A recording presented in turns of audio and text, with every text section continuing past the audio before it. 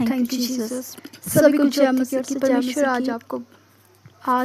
आपको बहुत आशीष दे और आज का वचन आपकी ज़िंदगियों में बहुत बड़ी हीलिंग लेकर आए।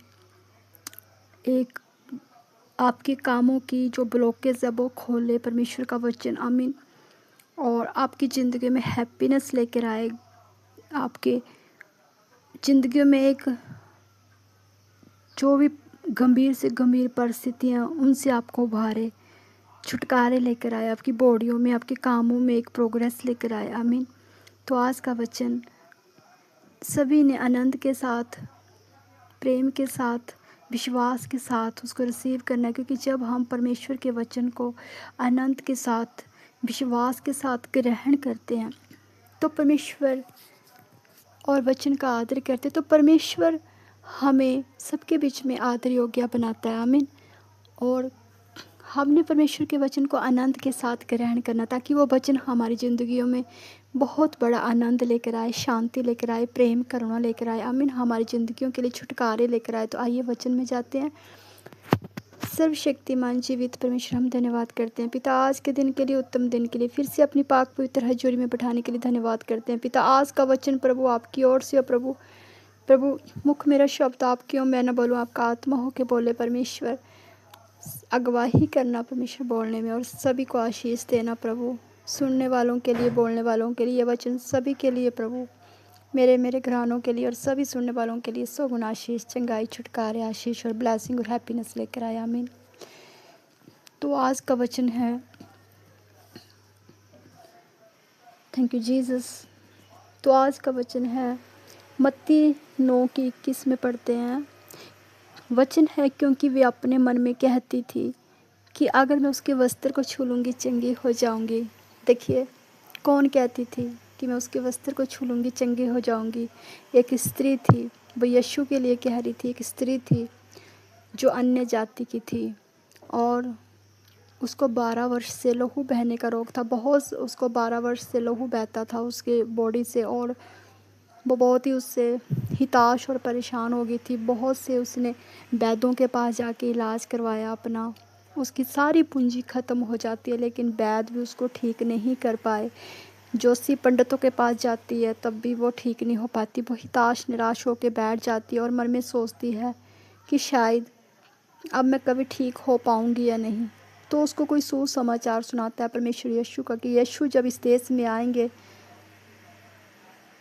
तो तू उसके पास जाएगी तो तू चंगी हो जाएगी। तो वो मन में सोचती है और एक विश्वास के साथ सुसमाचार को सुनती है और विश्वास बना लेती है तब से कि जब यीशु इस देश में आएंगे दूसरे देश से, तो भले ही मैं उससे बात ना कर पाऊँ, भले ही उसके साथ अपनी दुख को वार्तालाप ना कर पाऊँ, लेकिन वो जानती थी वो परमेश्वर का पुत्र यीशु नासरी है। वो जानती थी वो परमेश्वर का अभिषिक्त बेटा है। वो जानती थी कि उसके पास बड़ी महासामर्थ है और जानती थी कि अगर मैं उसके वस्त्र को ही छू लूँगी तो चंगी हो जाऊँगी। हालेलुया।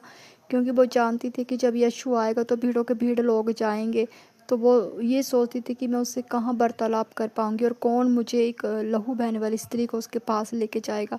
तो वो सोचती थी कि अगर वो जब आएगा तो मैं उसके वस्त्र को ही छू लूँगी। तो उसका इतना बड़ा विश्वास था, वो विश्वास की गांठ को बना के बैठ जाती है कि मैं यीशु के वस्त्र को ही छू लूँगी तो चंगी हो जाऊँगी। इसी विश्वास के साथ वो देखो बैठ जाती। उसका विश्वास देखो, अभी तक उसने यीशु को देखा नहीं था, सिर्फ एक सुसमाचार सुना था। तो तभी से एक विश्वास की गांठ को मजबूती से पकड़ लेती है। तो वचन हमें यही सिखाता है, आप अगर प्रभु में हो, मसीह में हो, प्रभु के वचनों में बढ़ने वाले हो, प्रभु को मानने वाले हो, तो आपने अपने मन में अपने अटूट विश्वास को बनाए रखना। नहीं आज नहीं तो कल यहोवा मेरे लिए सब कुछ पूरा करेगा। किसी भी परिस्थिति में आप हो, चाहे आप फाइनेंशियल की आपको प्रॉब्लम है, चाहे आप घरेलू कोई प्रॉब्लम में हो, चाहे बीमारियों से हो, चाहे किसी भी प्रॉब्लम में आपकी प्यार नहीं लग रही है, आपके घर नहीं बन रहा है, आपका कोई भी, आप किसी भी प्रॉब्लम में हो, लेकिन नहीं, आपने सारी चिंता परमेश्वर को डालनी है। क्योंकि परमेश्वर के कलाम का वचन है, तू सारी चिंता मुझ पे डाल दे, मुझे तेरा ध्यान है। तो जब परमेश्वर अपने वचनों के माध्यम से आपको इतनी सपोर्ट दे रहा है, इतना आपको वाचा बांध रहा है, आपसे वादा कर रहा है अपने वचन के माध्यम से, फिर भी इंसान उसके वचन को अनुसरण ना करके, उसके वचन की आज्ञाकारी पर ना चल के भटक जाते हैं। वो ये मन में सोचते हैं ना कि आज हमने माँगा हमें अभी मिल जाए। देखिए, आप पहले अपने हिस्से का काम करके तो बताओ। अगर आप किसी भी शॉप में जाते हो, कहीं भी वर्किंग में जाते हो, तो क्या आज आपने ऑफ़िस जॉइन किया, आपने कोई कंपनी जॉइन किया, आपने किसी किसी भी काम में गए एनीवे, तो क्या आपको उसी दिन सैलरी दे देगा आपका मालिक? क्या आपका मालिक आपको जाँचेगा नहीं, आपको परखेगा नहीं? 1 मंथ लगता है सैलरी लेते हुए हर इंसान में, चाहे गवर्नमेंट सेक्टर हो, चाहे प्राइवेट सेक्टर हो। हर एक चीज़ में एक समय निर्धारित होता है। उसी तरह आप सोचोगे कि आज प्रार्थना की, चाहे मिडनाइट प्रार्थना की, परमेश्वर से माँगा, परमेश्वर झट से आपको दे दे, तो ऐसा नहीं होता। हर इंसान, हर एक काम के लिए एक निश्चित समय होता है। हर एक काम के लिए एक निर्धारित समय होता है। उचित समय आने पर परमेश्वर आपको सब कुछ देगा। हालेलुया। तो आपको एक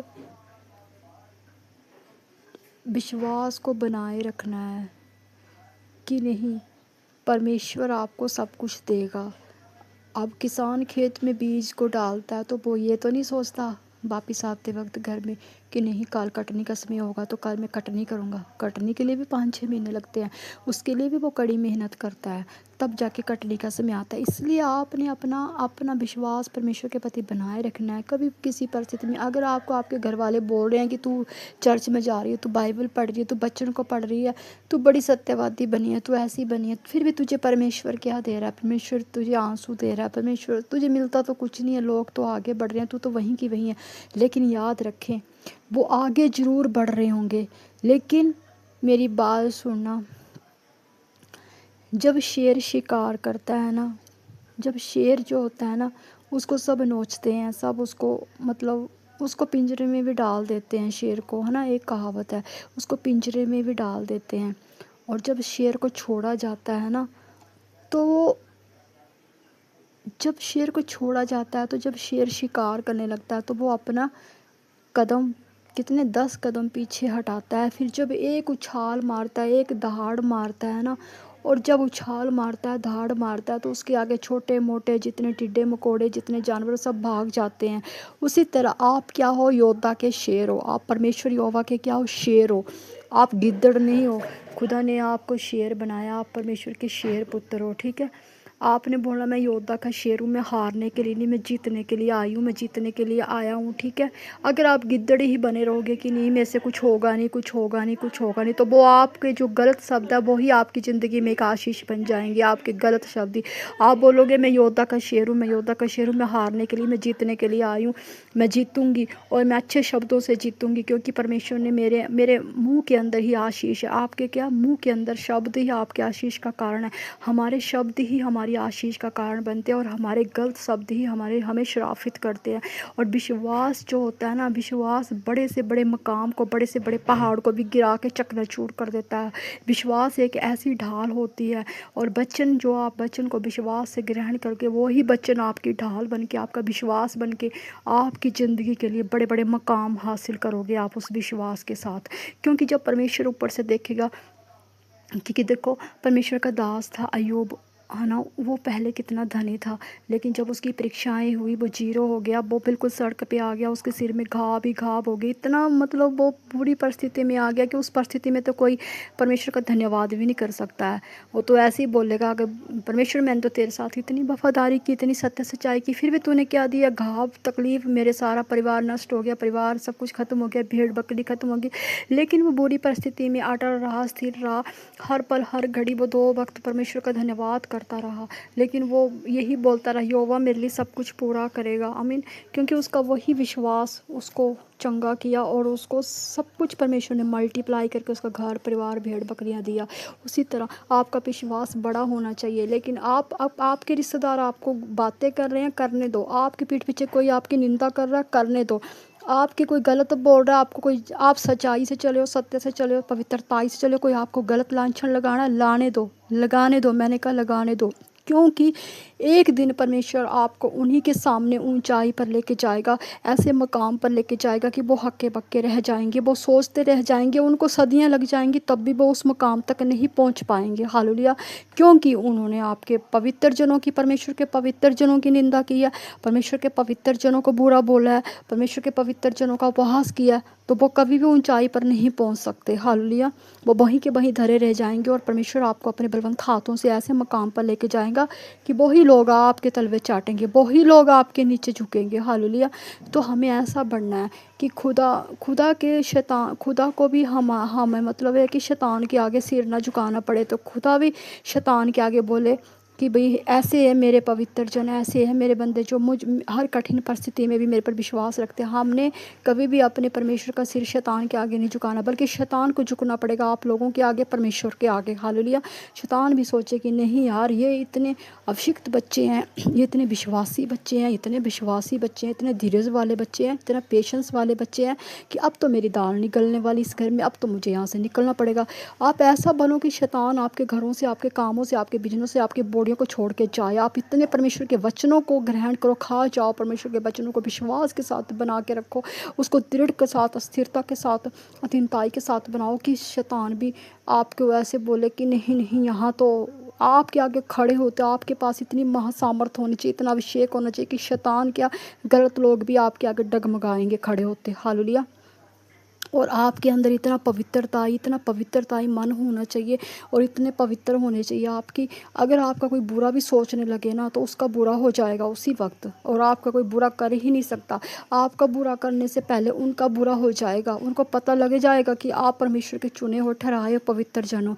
आपके बारे में तो बाबा सोचना भी गलत है।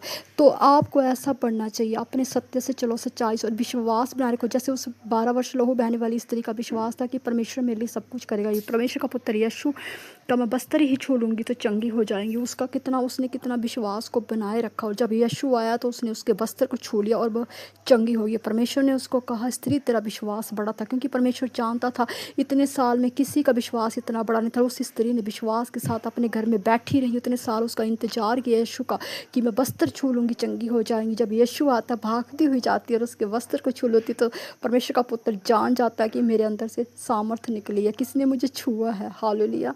तो उसने कहा, सभी इतने लोग आए हैं भीड़ों के भीड़, लेकिन उसमें से एक ही स्त्री है जिसका विश्वास इतना बड़ा है। इसलिए हमें विश्वास